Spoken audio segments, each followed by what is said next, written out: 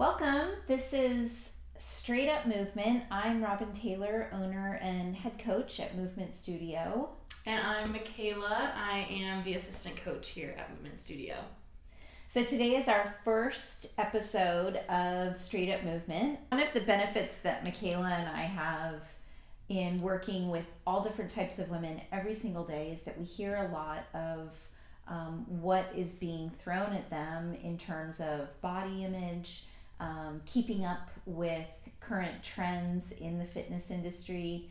And one of the models that we support so strongly at MVMNT Studio is about sustainable, lifelong practices that encourage positive body image and also forgiveness of yourself and acceptance of where your body is. And we feel like Straight Up Movement is kind of your real talk throughout the lifespan, whether you're in your 20s or 40s or 70s or beyond, because there's a lot of noise out there around what our bodies should look like, and we're sick of it. Yeah, we're here to tell you there's another way, and that you don't have to give in to what society tells you is a perfect standard of beauty for women, or how we should be doing things in the gym with our bodies, just in day-to-day life too. So we're here to show you that there's a more gentler approach and a way to feel like a strong, badass woman throughout your whole life, and not just at one part of your life. Badass woman. So speaking of, in today's first episode, we're going to talk a little bit about that 90-day challenge that you hear everywhere. There's different variations of it, right? Yeah. 30-day, 6-week, 90-day, what did you say? 75 days. Yeah. This it comes up for us all the time. It's constantly in our faces, but it came up most recently in that I was talking to a client who is going to be interacting with a group of women who did one of these 90-day challenges. Yeah. And it seems like their results were what they wanted, I think. I don't know. But what got me thinking was, okay, so what happens on day 91? Yeah. Do you just cancel your gym membership, or fill your house with junk, or start binge drinking all the alcohol you didn't drink in the last 90 days? Yeah. I don't know. Have you ever done one of these challenges? I haven't. I've seen them before and thought, oh, maybe I could do something like that. Yeah. There was one specifically, I don't know if anyone's heard about it. It's like that 75 hard, where it's like 45-minute workouts a day. One has to be outside.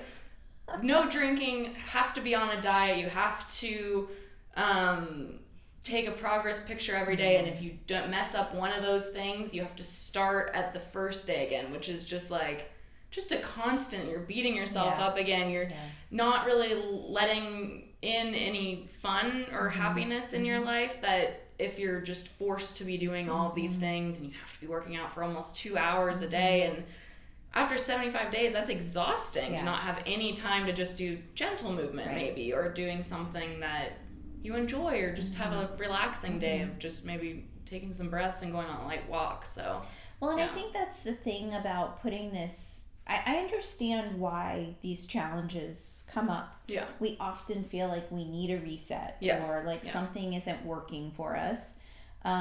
So not to overbash the challenges, I think in their essence, they can be great. Yeah. And then there's that element of punitive self-judgment, all that kind of stuff that is not helpful when you're thinking about moving your body for your life. It's more for the quick fix. Yeah, exactly. And truly, aren't we supposed to, bodies were designed to move. Mm-hmm. Aren't we supposed to find ways of incorporating fitness, movement into everything we do in our lives? Yeah. And if we're compressing it into 90 days, then you lose all the nuance of all the different ways that you could be moving, like you said, a gentle day. And thinking of it beyond movement from a nutrition perspective, when you're withholding certain types of foods, or beating yourself up for eating something that's not on the list, or that's bad food.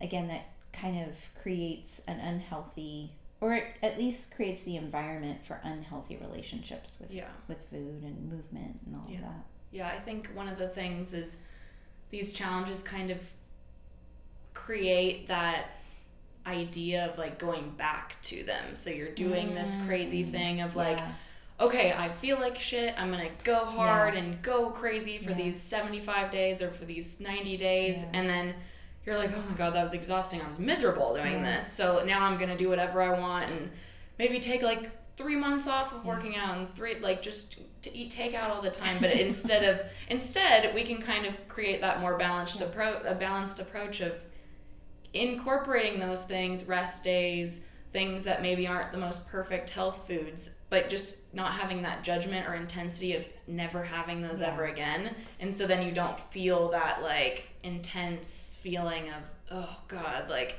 I need to change my whole life in order to feel good about how my body's moving and how I'm feeling as a person and stuff. So I think it can create that kind of like unhealthy cycle. Yeah. Well, and you have a good point that it's marketed to be something that then you have to go back to. You fall off the wagon, you get back on the wagon. You fall off the wagon, you get back on the wagon. And really, that's not sustainable. That's not a way to create lasting change. So then the question is, if you're feeling really stuck and we're saying don't do a 90-day challenge, what do you do? Yeah. I mean, I'd say join MVMNT Studio. But Of course.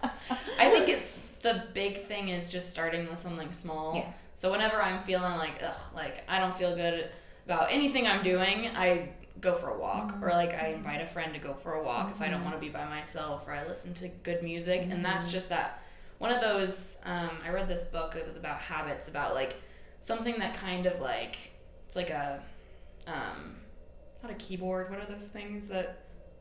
A dial mover? Dial mover, that's something like that, like a dial mover that like once you do that thing, it kind of gets you into like a rhythm of doing more things that will help benefit you. So like that, for my one thing is going on a walk. So once I go on a walk, I'm more likely to want to eat maybe a healthier meal at home, or like go into a little bit more strength training or something like that, or doing more healthy habits. So maybe finding that one thing that is like something that is easier to do, that might seem low bar to reach, but then you can keep doing that, and that can slowly start to maybe help you gain more confidence in yourself, and just choosing the healthier options and wanting to choose the healthier options too.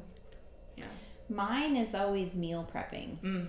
So it's a good one. I am pretty consistent with my movement. I have dogs, so I'm always needing to take them on a walk, or they like pee all over my house. So that's high motivation for me. And I have 2 kids, 2 active boys who want to play basketball, want to be doing stuff, and I like to do that with them. But the nutrition is the thing that can really, it gets easy to do takeout. It gets easy to just do something in the microwave. Totally.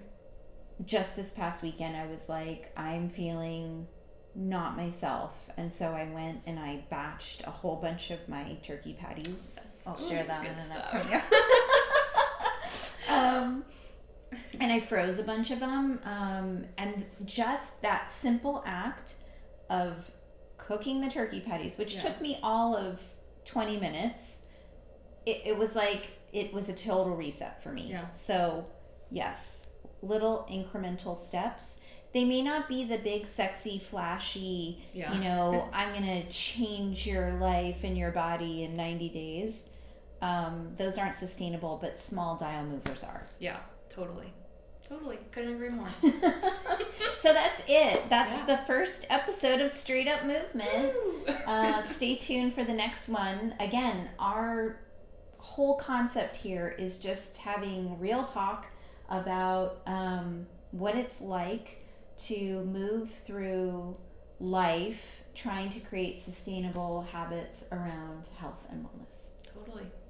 Yeah, hope you guys enjoyed. Bye.